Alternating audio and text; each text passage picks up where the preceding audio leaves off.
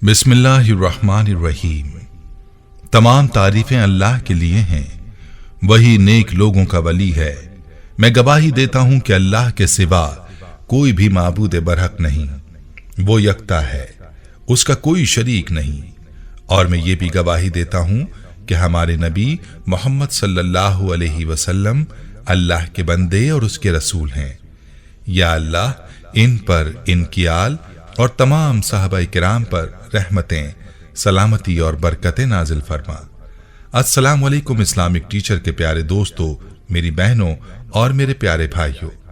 हमारे एक जानने वाले हैं, वो कहने लगे कि आपने इस्तग़फ़ार के फ़वाइद बताए थे कि इस्तग़फ़ार से रोज़ी गैब से हासिल होती है, हर दिली मुराद पूरी होती है। क्या ये सच है? मैंने कहा हाँ, और इसमें तो कोई शक नहीं, क्योंकि ये तो अल्लाह का फैसला है और इसका तज़किरा तो कुरान पाक में हुआ है। तो कहने लगे, मैं इस्तग़फ़ार करता हूं और मुझे फिर फ़ायदा क्यों नहीं होता? मैं तो दिन में 10-12 हज़ार मरतबा इस्तग़फ़ार करता हूं और मुझे फ़ायदा क्यों नहीं हो रहा? तो मैंने उन साहब से कहा, आप होटल पर जाएं और पैसे देकर बैठ जाएं और रोटी रोटी कहने लग जाएं, लेकिन रोटी खाएं ना, तो क्या आपकी भूख मिट जाएगी? कहने लगे, नहीं, भूख तब मिटेगी जब रोटी अंदर जाएगी। फिर मैंने उनको समझाया कि ज़बान से अस्तग़फ़िरुल्लाह अस्तग़फ़िरुल्लाह कहने से काम नहीं बनेगा।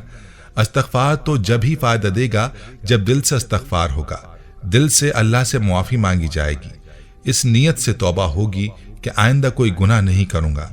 प्यारी बहनों और मेरे भाइयों, मैं अक्सर अपने दरसों में बताता हूँ कि जब भी कोई भी वजीफ़ा गाफिल दिल के साथ किया जाएगा, लापरवाही बेदिली के साथ किया जाएगा, तो उसका फ़ायदा नहीं होगा। आज की वीडियो में आपको इस्तग़फ़ार से जुड़ा इमाम आज़म इमाम अहमद बिन हम्बल की ज़िंदगी का एक सच्चा वाक़या भी बताऊंगा और इस्तग़फ़ार का ख़ास वजीफ़ा भी आपको बताऊंगा, जो कि बहुत ही ख़ास अमल है। इसकी बरकत से इंशाअल्लाह आपका हर काम बन जाएगा, जिस मकसद के लिए करेंगे कामयाबी पाएंगे।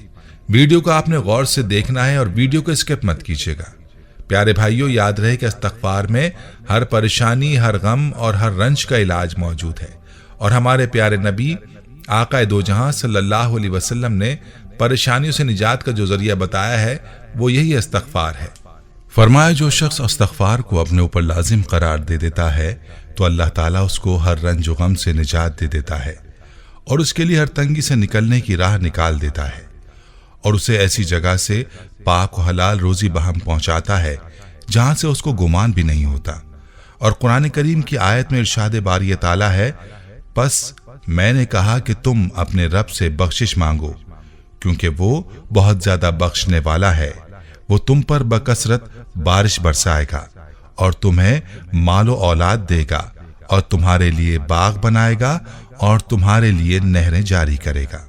तो भाइयों, इन आयात में अल्लाह ताला ने इस्तग़फ़ार और बख्शिश तलब करने के इनामात का जिक्र फरमा दिया कि अल्लाह ताला इस्तग़फ़ार के बदले में अपने बंदों को कैसे इनामात से नवाजता है और अल्लाह ताला का इस्तग़फ़ार पर क्या अता करने का वादा है।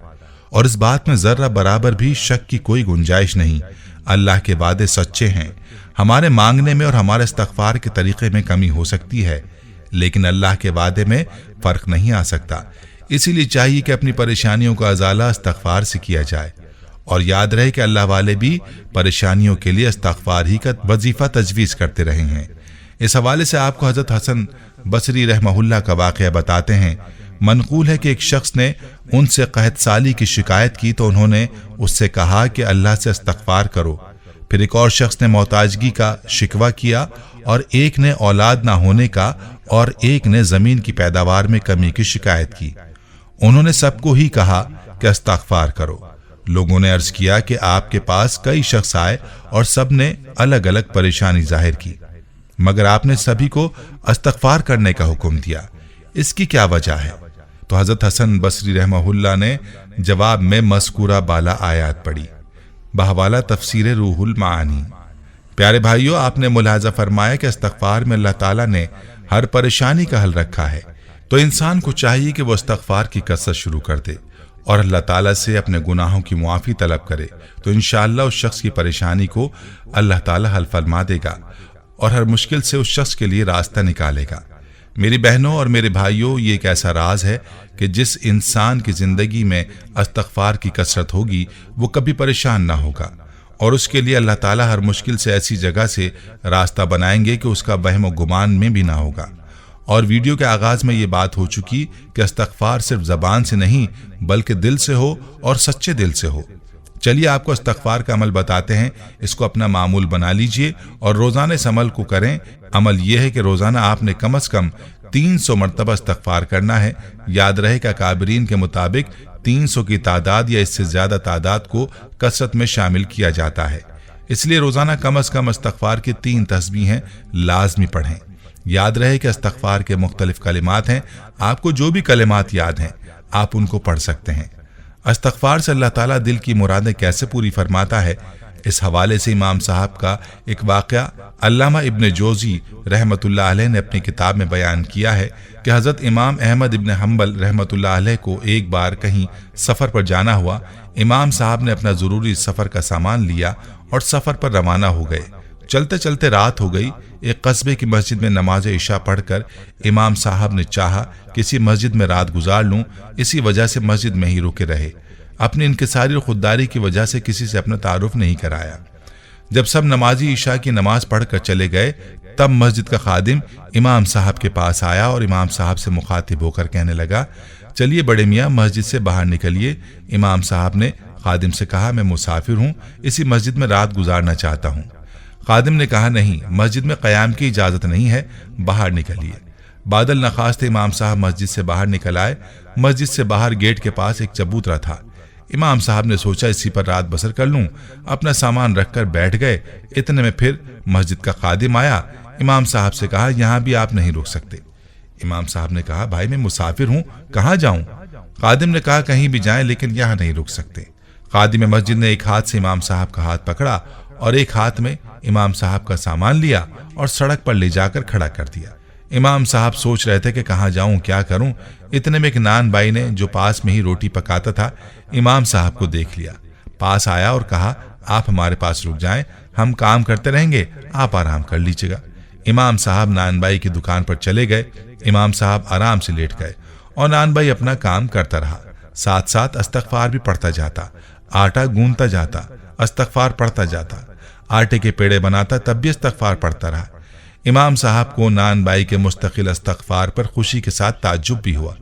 امام صاحب نے جب نان بائی کو مسلسل استغفار پڑھتے ہوئے دیکھا تو اس سے پوچھا کہ تمہارا کب سے یہ معمول ہے، کتنے دنوں سے استغفار پڑھ رہے ہو؟ اس نے کہا، برسوں سے میرا یہی معمول ہے۔ امام صاحب نے پوچھا، تم کو اس کا کوئی فائدہ نظر آیا؟ اس نے کہا، ہاں، سب سے بڑا فائدہ یہ ہوا کہ میں جو بھی دعا کرتا ہوں قبول ہو جاتی ہے۔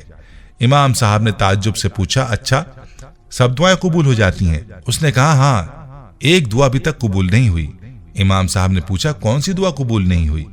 نان بھائی نے کہا، بہت دنوں سے میرے دل میں خواہش ہے کہ کسی طرح میری ملاقات کہ امام احمد بن حنبل سے ہو جائے، وہ بہت بڑے امام و فقیہ ہیں۔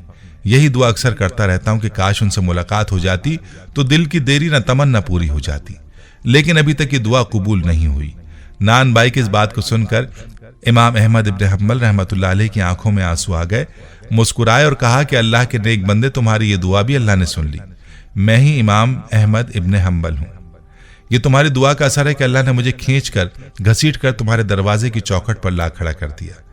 اللہ سے دعا ہے کہ اللہ ہمیں بھی خوب استغفار کرنے کی توفیق عطا فرمائے اور استغفار کی برکات بھی عطا فرمائے، آمین۔ ویڈیو کو صدقہ جاری کی نیت سے ضرور شیئر کیجیے گا۔ دوستو، ہم یہ امید کرتے ہیں کہ آپ کو ہماری آج کی یہ ویڈیو ضرور پسند آئی ہوگی۔ اگر آپ کو ہماری آج کی یہ ویڈیو پسند آئی ہے تو آپ سے گزارش کرتے ہیں کہ آپ ہمارے چینل اسلامک ٹیچر کو ضرور سبسکرائب کر لیں اور ساتھ ہی لگے بیل کے بٹن کو بھی پریس کر لیں تاکہ آپ کے پاس ہماری آنے والی مزید معلوماتی ویڈیوز کا نوٹیفیکیشن بر وقت ملتا رہے۔ سبسکرائب کے ساتھ ساتھ ہماری ویڈیوز کو لائک بھی کریں اور اپنی قیمتی رائے کا اظہار کمنٹس میں ضرور کریں۔ کمنٹس میں آپ اپنے سوالات بھی ہم تک پہنچا سکتے ہیں۔ اللہ تعالیٰ آپ کو اپنے حفظ و امان میں رکھے، آمین۔